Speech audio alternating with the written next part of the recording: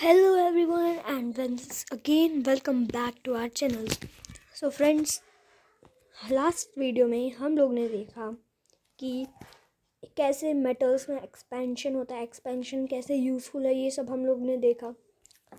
अब इस वीडियो में हम देखेंगे टेम्परेचर के बारे में, टेम्परेचर क्या है और कैसे कन्वर्ट करते हैं, डिग्री सेल्सियस वगैरह सब कुछ देखेंगे। तो सबसे पहले टेम्परेचर का नाम सुनते ही आपके दिमाग में क्या आता है?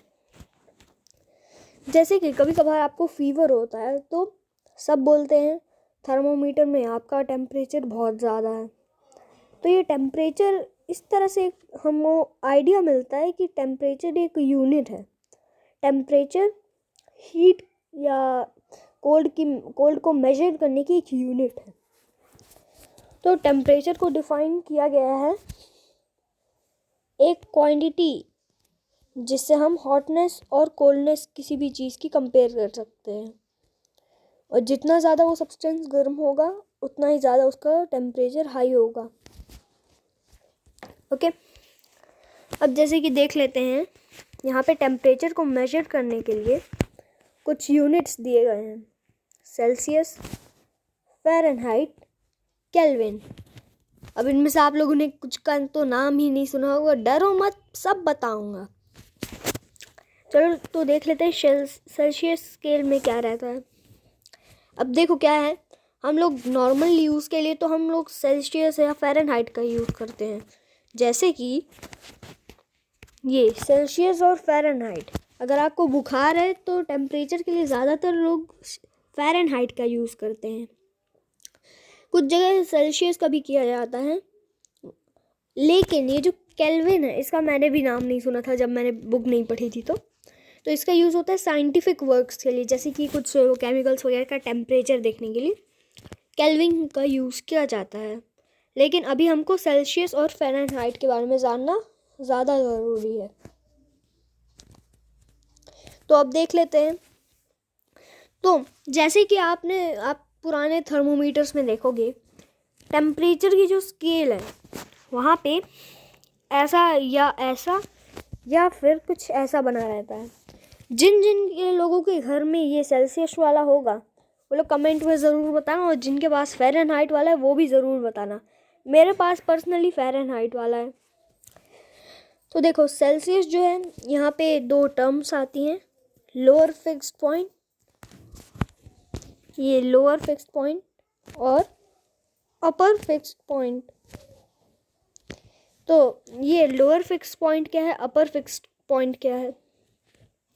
देखो, लोअर फिक्स पॉइंट से हमको एक आइडिया मिलता है, लो रहता है, कुछ तो लो है। अब क्या, यहाँ हम टेम्परेचर के बारे में बात कर रहे हैं तो टेम्परेचर ही लो होगा। तो वो टेम्परेचर जिसमें प्योर वाटर सी लेवल में फ्रीज हो जाए, क्या प्योर वाटर सी लेवल में फ्रीज हो जाए, उसी टेम्परेचर को कहते हैं लोअर फिक्स्ड पॉइंट। और यही अपर फिक्स्ड पॉइंट क्या है? वो टेम्परेचर जिसमें प्योर वाटर सी लेवल में बॉयल हो, प्योर वाटर सी लेवल में बॉयल हो जाए, उसे अपर फिक्स्ड पॉइंट कहते हैं। तो लोअर फिक्स्ड पॉइंट की वैल्यू रहती है, इसे 0 डिग्री सेल्सियस में लिया जाता है, और अपर फिक्स्ड पॉइंट को 100 डिग्री सेल्सियस। इतना पता चला? ठीक है। अब ये ज़रा जान लो, ये सी लेवल में बार बार क्यों बोल रहा हूँ, क्योंकि ये इम्पॉर्टेंट है। We say sea level because the temperature at which water freezes or boil changes as we go to higher altitude. You will learn the reason for this in higher classes. अब इसमें हम सी level क्यों बोल रहा था मैं? क्योंकि जिस टेम्परेचर पे पानी बॉयल होता है या फ्रीज होता है वो चेंज होता जाता है अगर हम हायर एल्टीट्यूड्स वगैरह में जाते हैं। तो अब ये ज़्यादा नहीं, आगे की क्लासेस में पता चलेगा इसके बारे में। अब देखते हैं फ़ारेनहाइट स्केल क्या है। तो फ़ारेनहाइट स्केल में भी वही रहता है, बस ये थोड़ा डिफरेंट है। अब क्या है, इसको ऐसे लिया जाता है डिग्री फ़ारेनहाइट, और जैसे डिजिटल थर्मोमीटर में ज़्यादातर फ़ारेनहाइट रहते हैं, तो इसमें क्या रहता है, इसका जो लोअर फिक्स पॉइंट है वो है 32 डिग्री सेल्सियस फ़ारेनहाइट। तो अब ये एक आपको अंदाज़ा पता चल गया कि 0 degree Celsius is equal to 32 degree Fahrenheit, और ऐसी 100 degree Celsius is equal to 212 degree Fahrenheit, क्योंकि यहाँ पे बताया गया है कि फ़ारेनहाइट स्केल का अपर फिक्स पॉइंट होता है 212 डिग्री फ़ारेनहाइट। अब देख लेते हैं यहाँ पे, ये देखो यहाँ पे यहाँ पे अपर फिक्स पॉइंट ये है सेल्सियस स्केल वाला थर्मोमीटर, ये है फ़ारेनहाइट स्केल वाला थर्मोमीटर। अब यहाँ पे क्या है, अपर फिक्स पॉइंट को आप जैसे देखोगे तो ये 100 डिग्री है, यहाँ पे 100 डिग्री सेल्सियस, और lower fix point 0 degree Celsius. और यहाँ पे फ़ारेनहाइट स्केल में upper fix point 212 degree Fahrenheit और lower fix point 32 degree Fahrenheit. अब इसमें आप बात नोटिस करो कि यहाँ पे इन लोग का ये जो रेशियो टाइप से निकल रहा है अपर फिक्स पॉइंट और लोअर फिक्स पॉइंट का, वो है 10, वो देखो 100:180 है। अब देखो कैसे, यहाँ पे आप देखो ये पूरा एक थर्मोमीटर है, इसका हाईएस्ट पॉइंट है 100, लोएस्ट पॉइंट है 0, दोनों के बीच कितना अंतर हुआ, 100 ही। ये और ये फ़ारेनहाइट वाले में हाईएस्ट फिक्स पॉइंट है 212, लोएस्ट है 32, दोनों के बीच में अंतर हुआ 180। तो इसमें पता चल रहा है कि एक तरह से ये रेशियो टाइप से है, एक रेशियो ये बताया गया है इसमें। जैसे कि यहाँ पे आप देख सकते हो, यहाँ पे आप इंटरवल देखो ना, यहाँ पे 0 डिग्री सेल्सियस अगर 32 डिग्री फ़ारेनहाइट है, 100 डिग्री सेल्सियस 212 डिग्री फ़ारेनहाइट है, तो दोनों के बीच का एक इंटरवल जो है वो 180, जो 100 का इंटरवल है फ़ारेनहाइट में वो 80 का इंटरवल है। अभी भी नहीं समझे, चलो समझाता हूँ। तो हम वापस आ जाते हैं यहाँ पे, और देखो अब इस बात ध्यान से देखो, ये है पूरा एक सेल्सियस वाला थर्मोमीटर। अब यहाँ पे ये देखो अपर फिक्स पॉइंट और लोअर फिक्स पॉइंट, यहाँ का अपर फिक्स पॉइंट, यहाँ का लोअर फिक्स पॉइंट। यहाँ पे मैं अरे यहाँ पे अपर, लोअर और ये लोअर।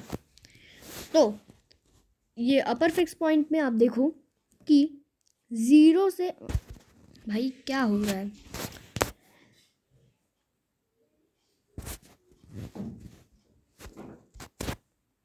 ये 100 से 0 में जाने के लिए यहाँ पे आप देखो 100 से 0 तक, मतलब अपर फिक्स पॉइंट और लोअर फिक्स पॉइंट, यहाँ का जो गैप है वो है 100 डिग्रीज का।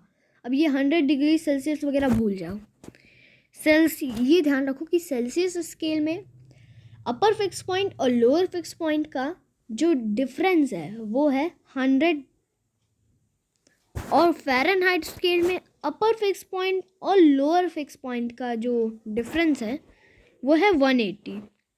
तो इससे ये पता चलता है कि इनका जो रेशियो है वो है 100:180 या फिर 5:9।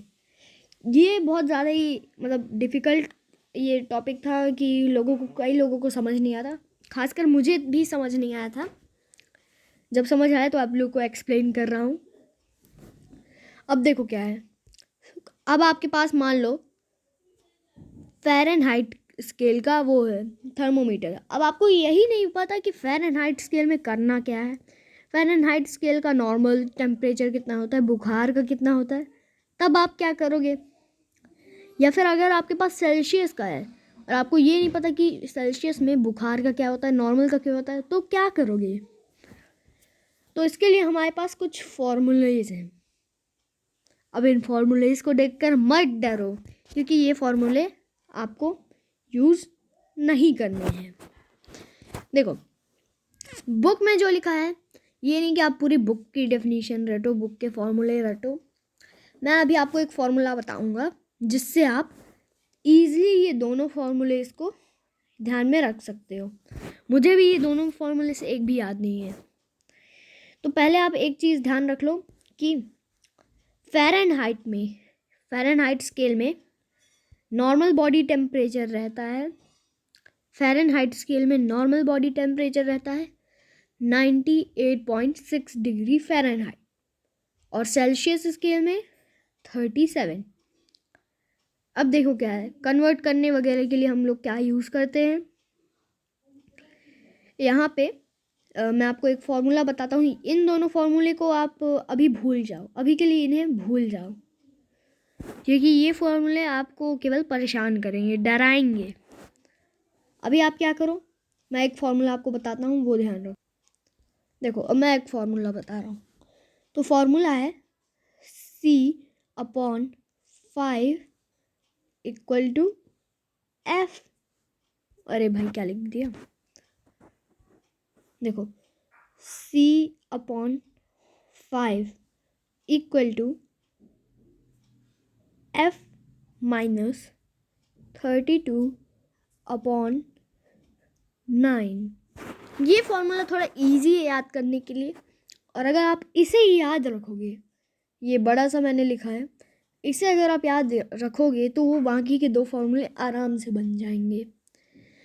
अब देखो ये फॉर्मूला मैं आपको क्यों बता रहा हूँ, क्योंकि देखो अगर आपके पास MCQ वगैरह टाइप के क्वेश्चन आए या फिर अगर आप बड़े बड़े एग्ज़ाम्स दोगे तो वहाँ पे आपको टाइम बचाना है।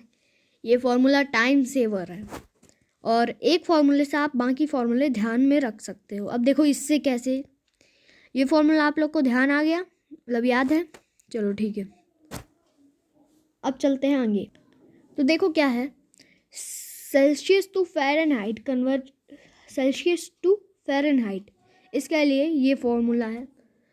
फ़ारेनहाइट टू सेल्सियस ये फॉर्मूला है। अब देखो सिंपल इक्वेशंस, अलजेब्रिक एक्सप्रेशंस वगैरह में सर लोगों ने बताया था कि यहाँ पे हम लोग इधर उधर कर सकते हैं। ओके, तो ज़रूरत के हिसाब से आप लोग कहीं पे भी इन सबको इधर उधर करके फॉर्मूलेज बना सकते हो। जैसे कि मैं आपको अभी फ़ारेनहाइट का फॉर्मूला बताता हूँ कि फ़ारेनहाइट फाइंड करने का क्या फॉर्मूला है। जैसे कि यहाँ पे हम लोग ने फॉर्मूला क्या याद किया था, C/5 equal to F minus 32/9। तो यहाँ पे हम लोग क्या क्या कर सकते हैं, देखो 32 है, इसको यहाँ पे ट्रांसपोज कर सकते हैं, 9 को इधर ट्रांसपोज कर सकते हैं, हो गया काम। तो कुछ ऐसा फॉर्मूला बन सकता है कि C/5 into 9 plus 32 equal to F। अब इसी को उल्टा करके बुक में लिख दिया गया है। तो इस तरह से आप बाकी फॉर्मूले भी याद कर सकते हो, और रटो मत फॉर्मूलों को, क्या फॉर्मूले को रटना नहीं। और फॉर्मूले रटे बिना ही अब इस वीडियो को ख़त्म करते हैं। नेक्स्ट पार्ट में हम बाकी की चीज़ें डिस्कस करेंगे, कैसे इन क्वेश्चंस को सॉल्व करना है, बाकी सब चीज़ें। तो आज की वीडियो में इतना ही, तब तक के लिए थैंक यू वेरी मच।